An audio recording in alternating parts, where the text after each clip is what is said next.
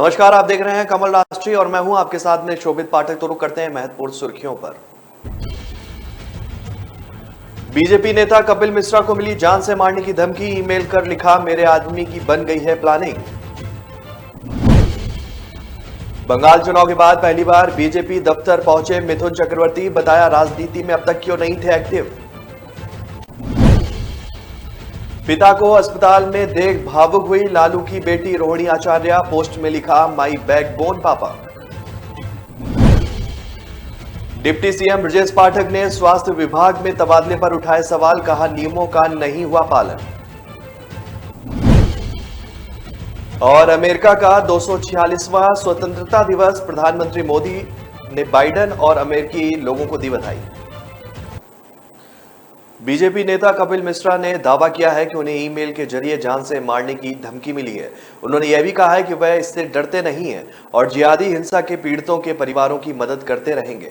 मिश्रा ने ट्वीट कर दिल्ली पुलिस आयुक्त को टैग किया है और शाम मिले ईमेल को उसमें साझा किया है। कपिल मिश्रा ने शेयर किया कि ईमेल में जो लिखा है वो चिंताजनक बात है। कपिल मिश्रा ने ईमेल में लिखा गया है कि आतंकवादी तुमको ज्यादा दिन तक जीने नहीं देंगे, मेरे आदमी की योजना तुमको गोली मारने की बन गई है। मिश्रा के दावे पर दिल्ली पुलिस की अभी कोई भी प्रतिक्रिया सामने नहीं आई है। मिश्रा ने लिखा है कि ऐसी धमकियों से हम डरने वालों में से नहीं है, ना रुकने वाले हैं। कन्हैया लाल जी, उमेश कोल्हे जी जैसे जिहादी हिंसा के शिकार परिवारों के लिए हमारा अभियान और तेजी से चलेगा। आपको बता दें कि राजस्थान के उदयपुर में कन्हैया लाल की हत्या के बाद मृतक के परिजनों की सहायता के लिए बीजेपी नेता कपिल मिश्रा ने 1 करोड़ 70 लाख रुपए जुटाए। उन्होंने परिवार से मिलकर ये राशि सौंपी। 28 जून कन्हैया लाल की गला काटकर जो है इसलिए हत्या कर दी गई थी क्योंकि उन्होंने बीजेपी की पूर्व प्रवक्ता नुपुर शर्मा का समर्थन किया था। बताते चलें कि इस मामले में सभी आरोपी गिरफ्तार किए जा चुके हैं और कार्रवाई भी की जा रही है। पिछले साल पश्चिम बंगाल विधानसभा चुनाव से ठीक पहले भारतीय जनता पार्टी में शामिल हुए अभिनेता मिथुन चक्रवर्ती सोमवार को पार्टी के प्रदेश कार्यालय पहुंचे और पार्टी के लिए योगदान देने का संकल्प जताया। पिछले साल के विधानसभा चुनाव के बाद अभिनेता से नेता बने मिथुन चक्रवर्ती पहली बार पार्टी कार्यालय पहुंचे थे। बीते जमाने में बॉलीवुड के दिल की धड़कन मिथुन चक्रवर्ती पिछले साल मार्च में विधानसभा चुनाव से कुछ दिन पहले ब्रिगेड परेड ग्राउंड में एक मेगा रैली में बीजेपी में शामिल हुए थे। हालांकि उन्होंने चुनाव नहीं लड़ा, लेकिन उन्होंने चुनाव प्रचार में सक्रिय भाग लिया। बीजेपी उम्मीदवारों के लिए पूरे राज्य में प्रचार किया, लेकिन चुनाव के बाद चक्रवर्ती सक्रिय राजनीति से हट गए। चक्रवर्ती ने राज्य में बीजेपी कार्यालय में संवाददाताओं से कहा कि मैं पिछले साल से स्वस्थ नहीं था, इसलिए मैं राजनीति गतिविधियों में भाग नहीं ले सका और न ही पार्टी कार्यालय में आया। पार्टी ने मुझे जो काम सौंपे हैं और मैं उन कर्तव्यों को पूरा करने के लिए अपनी पूरी कोशिश करूंगा। मैं राज्य में पार्टी के लिए काम करूंगा। उन्होंने कहा कि वह हमेशा से वंचितों के लिए काम करना चाहते थे और बीजेपी ने उन्हें उनकी आकांक्षाओं को पूरा करने के लिए एक मंच दिया है। इससे पहले दिन में वह पार्टी के प्रदेश कार्यालय पहुंचे और प्रदेश अध्यक्ष सुकांत मजूमदार और अन्य वरिष्ठ बीजेपी नेताओं के साथ उन्होंने मैराथन बैठक भी की। आरजेडी सुप्रीमो लालू प्रसाद यादव अस्पताल में इलाजरत हैं। राबड़ी आवास में गिरने के बाद उनकी तबीयत ज्यादा खराब हुई, जिसके बाद पटना के एक बड़े अस्पताल में उन्हें भर्ती कराया गया। लगातार उनके चाहने वाले जाकर उनसे मिल रहे हैं और इस बीच लालू प्रसाद यादव की बेटी रोहिणी आचार्य ने वीडियो कॉल से ही पिता का हाल जाना। बातचीत की तस्वीर को उन्होंने जो है ट्विटर पर पोस्ट किया है और इमोशनल बातें भी लिखी हैं। पिता लालू प्रसाद यादव से वीडियो कॉल पर बातचीत के बाद रोहिणी आचार्य ने तस्वीर को ट्विटर पर शेयर किया। उन्होंने पोस्ट में लिखा कि माई हीरो, माई बैकबोन पापा, गेट वेल सून। हर बाधाओं से जो है आप जीतेंगे और आपको जो समस्याओं से जरूर मुक्ति मिलेगी। करोड़ों लोगों की दुआएं आपके साथ हैं। 10 सर्कुलर रोड स्थित राबड़ी देवी के सरकारी आवास में लालू प्रसाद यादव पिछले दिनों गिर गए थे। यहाँ पूरा परिवार रहता है। आनंद फानन में उन्हें एक निजी अस्पताल में लोग लेकर गए। वहां कंधे में माइनर फ्रैक्चर बताकर घर पर आराम करने के लिए कहा गया था। हालांकि सोमवार तड़के तबीयत इतनी खराब हुई कि पटना के बेली रोड स्थित एक अस्पताल में उन्हें भर्ती कराना पड़ा। लगातार तेजस्वी यादव, तेज प्रताप यादव अस्पताल जाकर पिता से मिल रहे हैं। लालू के भर्ती होने के बाद परिवार में मायूसी भी छाई है। इस बीच सिंगापुर में रहने वाली लालू यादव की बेटी रोहिणी आचार्य, जो अक्सर अपने पिता की तबीयत को लेकर परेशान रहती हैं, उन्होंने बात की। इसके पहले भी वो कई बार अपने पिता के साथ तस्वीरें शेयर कर चुकी हैं। जो है 2 तस्वीरें उन्होंने कुछ दिन पहले ट्विटर अकाउंट पर भी शेयर की थी। डिप्टी सीएम ब्रजेश पाठक स्वास्थ्य विभाग में हुए तबादलों से नाराज हैं। उनका कहना है कि तबादला नीति का पूरी तरह से पालन नहीं किया गया। डिप्टी सीएम ने अपर मुख्य सचिव चिकित्सा एवं स्वास्थ्य से रिपोर्ट तलब की है। उन्होंने पत्र लिखकर वर्तमान सत्र में हुए तबादले का कारण स्पष्ट करने की हिदायत भी दी। डिप्टी सीएम ने लिखा कि लखनऊ सहित प्रदेश के अन्य अस्पतालों से विशेषज्ञ डॉक्टरों की बड़ी संख्या में डॉक्टरों को हटाया गया है, लेकिन उनकी जगह नियुक्ति नहीं की गई। उन्होंने चिंता जताई कि प्रदेश की राजधानी लखनऊ में वैसे भी विशेषज्ञ डॉक्टरों की पहले से ही कमी है। प्रदेश के हर जनपद से गंभीर मरीजों को लखनऊ बेहतर इलाज के लिए रेफर किया जाता है। ऐसे में इतने महत्वपूर्ण लखनऊ समेत अन्य जनपदों के बड़े अस्पतालों से डॉक्टरों का तबादला कर देने और उनके स्थान पर किसी की तैनाती नहीं होने पर चिकित्सा व्यवस्था को सुचारू रूप से चलाने के लिए क्या किया जा रहा है। डिप्टी सीएम ने जानना चाहा कि डॉक्टरों के तबादला से पहले क्या सुनिश्चित कर लिया गया था।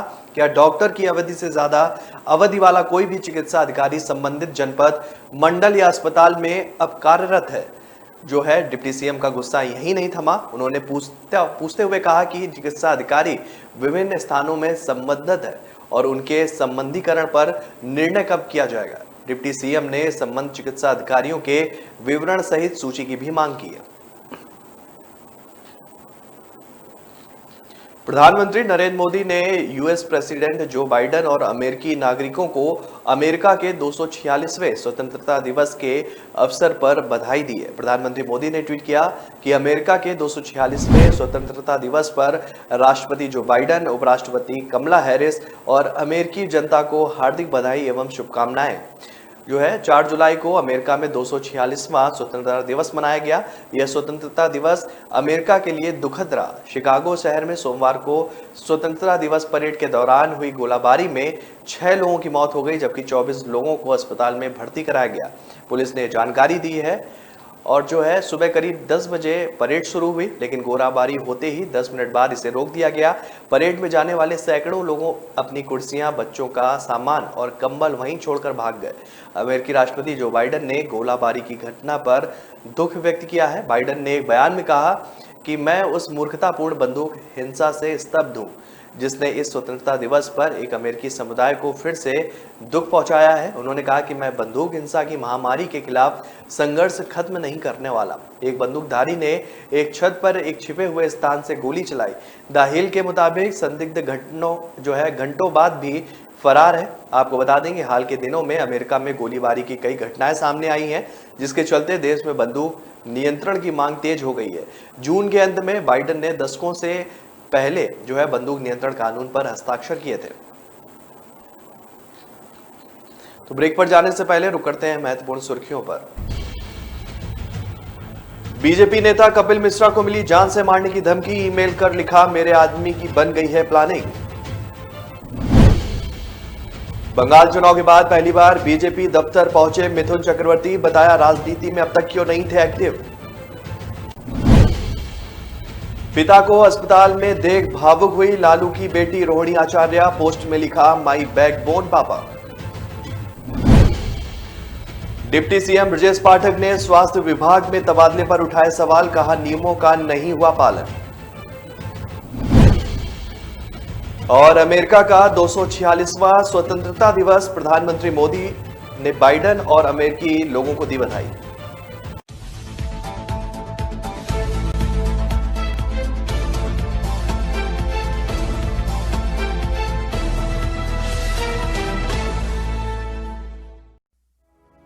लोग मुझे कभी बहुत अच्छा समझते हैं, कभी बहुत बुरा। सेंसिटिव। भगवान जैसे है हमारे लिए। एनी टेस्ट जरूरी है क्या? जान बचाई है मेरे बेटे की। ठीक से देखा ही नहीं, सिर्फ 2 मिनट। लोगों की बातों का असर मैं अपने काम पे नहीं पड़ने देता। मैं जो करता हूं वो अपने पेशेंस के लिए करता हूं। अगर मेरे पास सिर्फ 2 मिनट है तो शायद इसलिए क्योंकि कोई और क्रिटिकल है। अगर मैं 1 से ज्यादा टेस्ट करवा रहा हूं वो इसलिए क्योंकि मेरे ट्रीटमेंट में डाउट की जगह नहीं। अगर मैं स्ट्रिक्ट या इनसेंसिटिव हूं वो इसलिए क्योंकि आपकी हेल्थ सबसे इंपॉर्टेंट है। तो लोग मुझे चाहे अच्छा समझे या बुरा, मैं उनसे कहता हूं थैंक यू, क्योंकि वो मुझे रोकते नहीं बल्कि याद दिलाते हैं कि मुझे मेरे पेशेंट्स के लिए क्या करना है।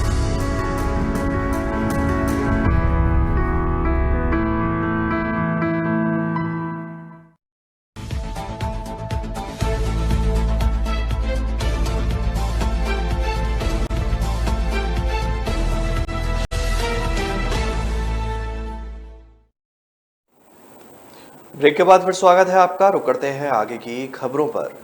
केरल के वायनाड की यात्रा के दौरान राहुल गांधी को एक बुजुर्ग महिला से गर्मजोशी से गले लगते देखा गया। कांग्रेस सांसद एक कैफे में पार्टी के वरिष्ठ नेता केसी वेणुगोपाल के साथ बैठे थे जब दिल को छू लेने वाला पल कैमरे में कैद हो गया। राहुल गांधी ने केसी वेणुगोपाल से पूछा कि वह हमारे साथ क्यों नहीं बैठ सकती, क्या उसे चाय चाहिए। कांग्रेस के वरिष्ठ नेता राहुल की बात का अनुवाद करते हैं और फिर महिला को अपनी थाली से खाना देते हैं। राहुल गांधी भी ऐसा ही करते हैं। बातचीत का अंत शानदार होता है। महिला प्यार से राहुल गांधी के चेहरे को छूती है और नेता उसे गले लगाते हैं। कांग्रेस ने यह वीडियो ट्विटर पर पोस्ट किया है। कांग्रेस कैप्शन में लिखा है कि बिना स्क्रिप्ट के शुद्ध प्रेम और सम्मान एक सच्चे नेता को यह तब मिलता है जब वह निस्वार्थ भाव से काम करता है और अपने लोगों और अपने देश के लिए लगातार लड़ता है। राहुल गांधी अपने दौरे के दौरान विभिन्न कार्यक्रमों का उद्घाटन करते भी देखे गए। केसी वेणुगोपाल ने ट्वीट किया कि श्री राहुल गांधी विभिन्न कार्यक्रमों का उद्घाटन कर रहे हैं और वायनाड में लोगों का आदर प्राप्त कर रहे हैं। इस यात्रा के दौरान एक अन्य दिन राहुल गांधी को एक बुजुर्ग महिला से हाथ मिलाते हुए भी देखा गया था। महिला ने मुलाकात के दौरान उनके गालों को छुआ और वीडियो में किसी को यह कहते सुना गया कि वह कांग्रेस सांसद को देखने के लिए सुबह से इंतजार कर रही थी और एक अवसर पर राहुल गांधी ने गर्मजोशी के साथ एक बच्ची को अपनी एसयूवी में बिठा लिया था।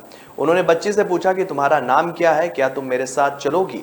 कांग्रेस सांसद ने बच्ची को चॉकलेट की पेशकश की और लड़की के जाने से पहले उसके साथ एक सेल्फी भी ली, जिसकी फोटो सोशल मीडिया पर जमकर वायरल हुई। एकनाथ शिंदे के हाथों में अब महाराष्ट्र की कमान है। सोमवार को विधानसभा में बहुमत साबित कर दिया और इसके बाद भी लगातार राज्य के विकास को लेकर काम की बात कर रहे हैं। आपको बता दें कि इस बीच महाराष्ट्र के मुख्यमंत्री एकनाथ शिंदे ने सोमवार यानी कि आज सार्वजनिक रूप से कहा कि शिवसेना नेतृत्व के खिलाफ उनकी हालिया बगावत के पीछे भाजपा की सक्रिय भूमिका थी। शिंदे ने कहा कि गुजरात से गुवाहाटी जाने के बाद वह फडणवीस से तब मिलते थे जब उनके गुट के विधायक सो रहे होते थे, लेकिन वह विधायकों के जागने से पहले गुवाहाटी लौट आते थे।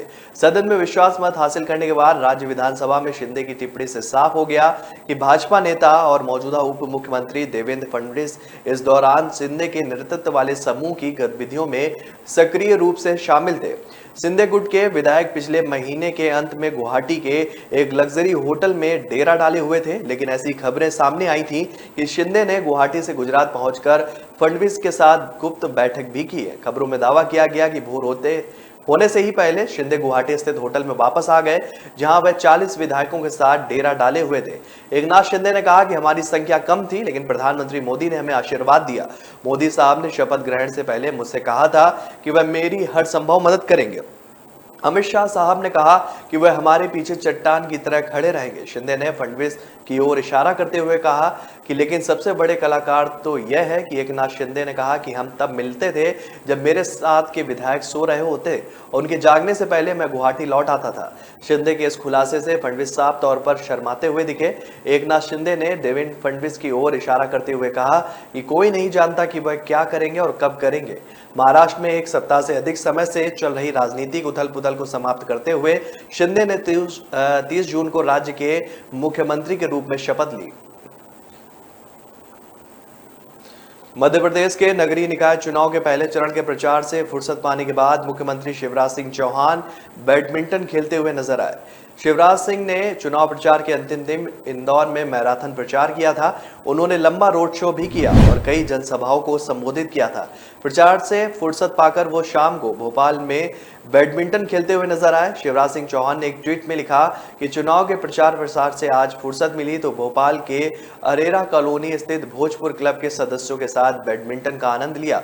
बहुत दिनों पश्चात कुछ पल ऐसे बिताकर मन अत्यंत प्रफुल्लित और आनंदित हो गया। ऐसा लगा कि बचपन फिर से लौट आया है। सच में मजा आया। मध्य प्रदेश में 413 शहरी निकायों के चुनाव 2 चरणों में 6 जुलाई और 13 जुलाई को उनका मतदान होगा। पहले चरण का प्रचार सोमवार को थम गया। 6 जुलाई को 133 जो है स्थानीय निकायों में मतदान होगा, जबकि 214 स्थानीय निकायों के लिए मतदान 13 जुलाई को होना है। पहले चरण की मतगणना 17 जुलाई को और दूसरे चरण की मतगणना 18 जुलाई को होगी। राज्य में कुल 413 शहरी स्थानीय निकाय हैं। इनमें से जो है 16 नगर निगम और 99 नगर पालिका, 298 नगर पंचायतें भी हैं। एनडीए की ओर से राष्ट्रपति पद की उम्मीदवार द्रौपदी मुर्मू आज पटना पहुंचेंगी। बीजेपी प्रदेश कार्यालय से मिली जानकारी के अनुसार द्रौपदी मुर्मू विशेष विमान से सुबह 10 बजे पटना के लिए रवाना हुई और इसके बाद पटना एयरपोर्ट पर उनका विमान लैंड हुआ। मुख्यमंत्री नीतीश कुमार, उप मुख्यमंत्री तारकिशोर प्रसाद, रेणु देवी, विधानसभा अध्यक्ष विजय सिन्हा और बीजेपी के प्रदेश अध्यक्ष डॉक्टर संजय जायसवाल उनका स्वागत उन्होंने किया। पटना एयरपोर्ट से निकलने के बाद द्रौपदी मुर्मू मुख्यमंत्री नीतीश कुमार के सरकारी आवास में उन्होंने बैठक भी की। इसके बाद पटना के गांधी मैदान स्थित होटल मौर्या में जो है आगे के कार्यक्रम की शिरकत करने पहुंची। यहां वे एनडीए के सभी सांसदों और विधायकों से मिलेंगी। यहीं पर वो दोपहर का खाना भी खाएंगी। कहा जा रहा है कि द्रौपदी मुर्मू बिहार की पूर्व मुख्यमंत्री राबड़ी देवी और नेता प्रतिपक्ष तेजस्वी यादव से भी मिल सकती हैं। बिहार दौरे पर पहुंची द्रौपदी मुर्मू यहां के विधायकों से वोट करने की अपील उन्होंने की है। बिहार यात्रा उनकी 4 घंटे की होगी। एयरपोर्ट से बाहर आने के बाद पुराना सचिवालय स्थित बिरसा मुंडा की मूर्ति पर उन्होंने माल्यार्पण भी किया। बीजेपी कार्यालय के समक्ष बीजेपी महिला मोर्चा की नेत्रियों द्वारा उनका स्वागत किया गया। इसके बाद फ्रेजर रोड में बीजेपी अनुसूचित जाति एवं जनजाति मोर्चा और किसान मोर्चा के नेताओं के साथ उन्होंने बातचीत भी की। जम्मू और कश्मीर स्थित पवित्र अमरनाथ गुफा में बाबा बर्फानी के दर्शन पर अस्थायी रोक लगा दी गई है। मिली जानकारी के अनुसार मौसम की वजह से यह रोक लगाई गई है। प्रशासन ने बताया कि खराब मौसम के चलते बालटाल और पहलगांव में अस्थायी रूप से यात्रा को रोक दिया गया है। कहा गया है कि मौसम साफ होने के बाद ही जाने की अनुमति दी जाएगी। मिली जानकारी के अनुसार कश्मीर घाटी में अगले 24 से 36 घंटे बारिश का अलर्ट है। घाटी में देर रात से बारिश हो रही है। आपको बता दें कि जम्मू कश्मीर के अनंतनाग जिले में अमरनाथ यात्रा 2022 के पहले 4 दिनों में कुल 40,233 यात्रियों ने पवित्र गुफा मंदिर में दर्शन किए। अधिकारियों ने रविवार को जानकारी दी थी। अधिकारियों ने कहा कि 30 जून को यात्रा शुरू होने के बाद अब तक 40,233 तीर्थयात्रियों ने गुफा मंदिर के दर्शन किए। इससे पहले कड़ी सुरक्षा के बीच 6,300 से अधिक तीर्थयात्रियों का छठा जत्था दक्षिण कश्मीर में 3,880 मीटर ऊंचाई पर स्थित पवित्र अमरनाथ गुफा के दर्शन के लिए मंगलवार को रवाना हुआ। अधिकारियों ने यह जानकारी दी। अधिकारियों ने बताया है कि केंद्रीय रिजर्व पुलिस बल की कड़ी सुरक्षा के बीच 239 वाहनों में कुल 6,351 तीर्थयात्री यहां भगवती नगर यात्री निवास से रवाना हुए। इसमें से 4,864 पुरुष, 1,284 महिलाएं, 56 बच्चे, 127 साधु, 19 साध्वी और एक ट्रांसजेंडर है। उन्होंने बताया कि बालटाल आधार शिविर के लिए जाने वाले 2028 तीर्थयात्री 88 वाहनों में तड़के करीब 3:35 पर सबसे पहले रवाना हुए। इसके बाद कश्मीर में पहलगांव शिविर के लिए 4,323 यात्रियों को लेकर 151 वाहनों का दूसरा काफिला रवाना हुआ। बाबा बर्फानी के दर्शन के लिए जो है 43 दिन की वार्षिक यात्रा दक्षिण कश्मीर के पहलगांव में पारंपरिक 48 किलोमीटर के नुनवान मार्ग और मध्य कश्मीर के गादरबल में 14 किलोमीटर के बालटार मार्ग से 30 जून को शुरू हुई थी। तो ब्रेक पर जाने से पहले रुक करते हैं महत्वपूर्ण सुर्खियों पर।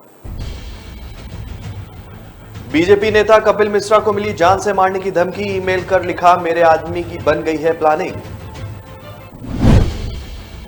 बंगाल चुनाव के बाद पहली बार बीजेपी दफ्तर पहुंचे मिथुन चक्रवर्ती। बताया राजनीति में अब तक क्यों नहीं थे एक्टिव। पिता को अस्पताल में देख भावुक हुई लालू की बेटी रोहिणी आचार्य। पोस्ट में लिखा, माई बैकबोन पापा।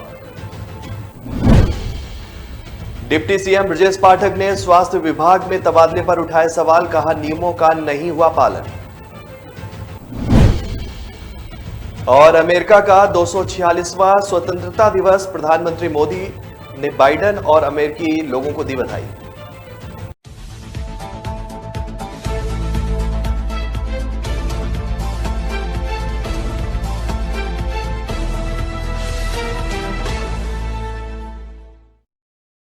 कामयाबी की असली पहचान तभी होती है जब उसकी बुनियाद मजबूत हो, क्योंकि जिन्हें खुद पर भरोसा हो उनकी ताकत कभी कम नहीं होती है।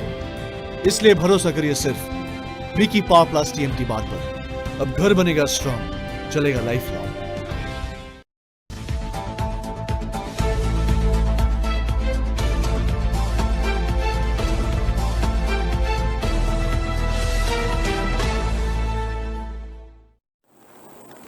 ब्रेक के बाद फिर स्वागत है आपका। रुक करते हैं आगे की खबरों पर।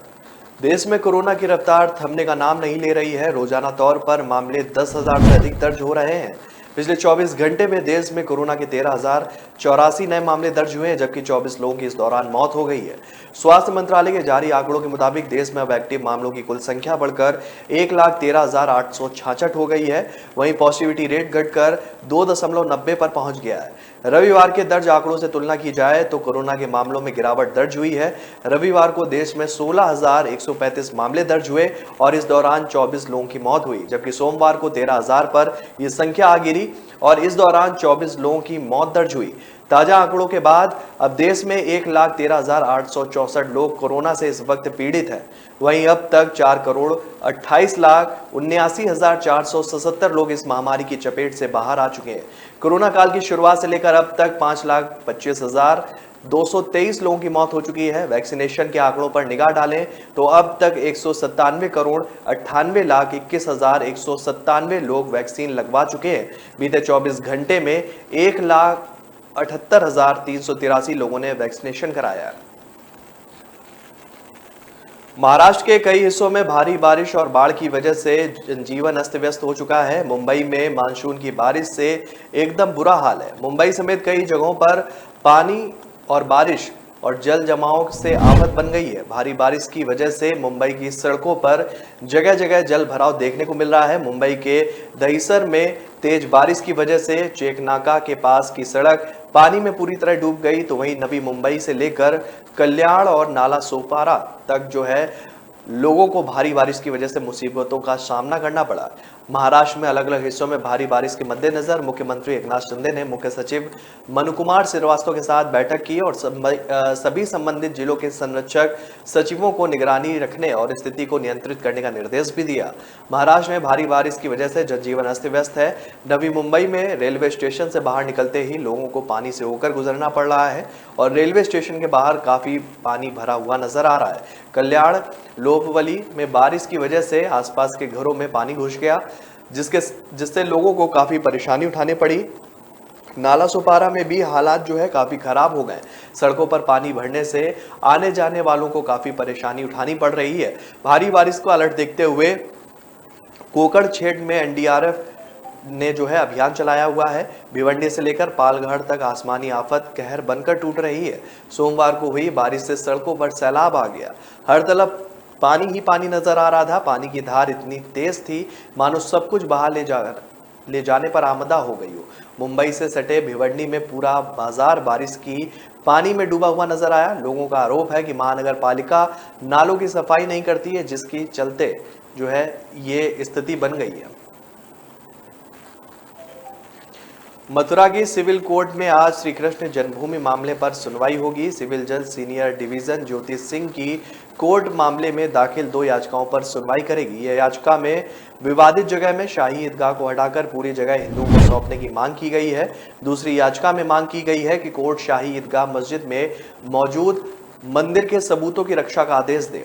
इस मामले में अब तक 10 से ज्यादा याचिकाएं मथुरा सिविल कोर्ट में दाखिल हो चुकी हैं। 7 याचिकाओं पर 15 जुलाई को सुनवाई होगी। श्री कृष्ण जन्मभूमि मुक्ति न्यास नाम के संगठन के अध्यक्ष महेंद्र प्रताप सिंह की याचिका में पूरी 13.37 एकड़ जमीन हिंदुओं को सौंपने की मांग की गई है और इस याचिका में विवादित जगह से जो है मस्जिद हटाने की भी मांग की गई है। याचिकाकर्ता के वकील आज कोर्ट से मांग कर सकते हैं कि वह विवादित जगह के सर्वे के लिए कोर्ट कमिश्नर की नियुक्ति करें। कोर्ट कमिश्नर की निगरानी में शाही ईदगाह की जमीन खुदवाई जाए, पूरी प्रक्रिया की वीडियोग्राफी भी कराई जाए। आज जिस दूसरी याचिका पर सुनवाई होनी है वह मनीष यादव की है। नारायणी सेना नाम की संस्था के अध्यक्ष मनीष यादव ने कहा कि मस्जिद की 2.65 एकड़ जमीन भगवान श्री कृष्ण की है, उसे खाली करवाया जाए। यादव की याचिका में इस बात की आशंका जताई गई है कि मस्जिद में मौजूद मंदिर के सबूतों को मिटाने की कोशिश की जा सकती है और इसलिए जिला प्रशासन को जगह की लगातार निगरानी करनी चाहिए। इस मामले में भगवान श्री कृष्ण विराजमान, रंजना अग्नोत्री, शैलेंद्र सिंह, दिनेश शर्मा जैसे याचिकाकर्ताओं की याचिकाएं भी कोर्ट में लंबित हैं। अमरावती हत्याकांड में अब नया मोड़ सामने आ गया है। पुलिस कमिश्नर आरती सिंह ने खुलासा करते हुए कहा है कि अमरावती के केमिस्ट उमेश कोहले हत्याकांड के तार पैगंबर मोहम्मद विवाद से जुड़े हुए थे। यह चीज उन्हें पहले से ही पता थी, लेकिन केस की संवेदनशीलता को देखते हुए खुलासा नहीं किया। उन्होंने यह भी कहा कि हत्या करने वालों को 10-10 हजार रुपए और एक बाइक मिली थी। बीजेपी प्रवक्ता नुपुर शर्मा ने पैगंबर मोहम्मद साहब को लेकर एक टीवी चैनल पर विवादित टिप्पणी की थी, जिसके बाद देश दुनिया के दूसरे अनुयायियों में उनके खिलाफ कड़ी प्रतिक्रिया सामने आई थी। अमरावती में मारे गए केमिस्ट उमेश कोहले ने नुपुर शर्मा का समर्थन किया है, जिसकी वजह से उनकी हत्या कर दी गई। हत्या के लगभग 10 दिन बाद केंद्रीय गृह मंत्री अमित शाह ने मामले की जांच स्थानीय पुलिस से एनआईए को सौंप दी थी, क्योंकि स्थानीय बीजेपी इकाई के लोगों ने पुलिस पर आरोप लगाया था कि वे हत्या के वास्तविक कारणों को छिपाने की कोशिश कर रहे हैं। बीजेपी सांसद नवनीत राणा ने तत्कालीन उद्धव ठाकरे सरकार पर आरोप लगाया था। हालांकि महाराष्ट्र में अब बीजेपी के समर्थन वाली सरकार है। राज्य के नए सीएम एकनाथ शिंदे ने कहा है कि यह हत्या एक राष्ट्रीय मुद्दा है। हालांकि कमिश्नर ने बीजेपी सांसद के आरोपों का खंडन किया। मामले की जांच एनआईए को सौंपे जाने तक पुलिस सुस्ती से काम करती रही। उन्होंने कहा कि बीजेपी सांसद पुलिस पर झूठे आरोप लगा रही है, क्योंकि पुलिस ने कुछ दिन पहले उनके पति रवि राणा के खिलाफ हत्या के प्रयास का केस भी दर्ज किया था। उत्तर प्रदेश के कानपुर में बीते महीने हुई हिंसा के मामले में पुलिस ने आरोपी बिल्डर हाजी वासी को गिरफ्तार किया है। पुलिस ने देर रात आरोपी को गिरफ्तार किया है। आरोपी हाजी वासी कानपुर हिंसा मामले में मुख्य फाइनेंसर था। पुलिस हिंसा मामले में कई दिनों से आरोपी बिल्डर हाजी वासी की धरपकड़ की जा रही थी। आपको बता दें कि रविवार को आरोपी बिल्डर हाजी वासी के बेटे रहमान को पुलिस ने गिरफ्तार किया और कोर्ट ने उसे जेल भेजा। कानपुर में बीते 3 जून को हुई हिंसा मामले में मुख्य फाइनेंसर मुख्तार बाबा पर पुलिस प्रशासन अपना शिकंजा कसते हुए नजर आ रही है। कानपुर बवाल में 15 दिनों में 60 गिरफ्तारियां हो चुकी हैं। पुलिस ने बताया कि आरोपी मुख्तार बाबा समेत 4 आरोपी की जेल बदली जा सकती है। इस संबंध में जेल प्रशासन ने शासन को पत्र भेजा है। जिलाधिकारी विशाख जी अय्यर ने कहा है कि शहर में कई दुकानों के सैंपल भी लिए गए थे। उनमें जिनके फेल हुए उनको सील किया गया है। बाकी के सैंपल लेकर आगरा जांच को भेजा गया है। उनकी रिपोर्ट आने के बाद उन पर कार्रवाई की जाएगी। दरअसल 3 जून को जुम्मे की नमाज के बाद कानपुर शहर के नई सड़क पर जमकर बवाल हुआ था। इस दिन राष्ट्रपति रामनाथ कोविंद, प्रधानमंत्री नरेंद्र मोदी, राज्यपाल आनंदीबेन पटेल, सीएम योगी आदित्यनाथ भी कानपुर में ही मौजूद थे। तो फिलहाल इस बुलेटिन में मेरे साथ इतना ही। आगे की खबरों के लिए बने रहिए आप कमल राष्ट्रीय के साथ। तब तक के लिए नमस्कार।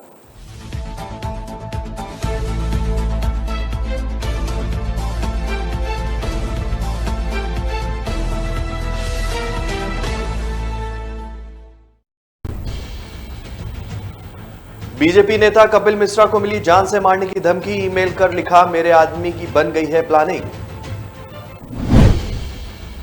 बंगाल चुनाव के बाद पहली बार बीजेपी दफ्तर पहुंचे मिथुन चक्रवर्ती। बताया राजनीति में अब तक क्यों नहीं थे एक्टिव। पिता को अस्पताल में देख भावुक हुई लालू की बेटी रोहिणी आचार्य। पोस्ट में लिखा, माई बैकबोन पापा। डिप्टी सीएम ब्रजेश पाठक ने स्वास्थ्य विभाग में तबादले पर उठाए सवाल। कहा, नियमों का नहीं हुआ पालन। और अमेरिका का 246वां स्वतंत्रता दिवस। प्रधानमंत्री मोदी ने बाइडेन और अमेरिकी लोगों को दी बधाई।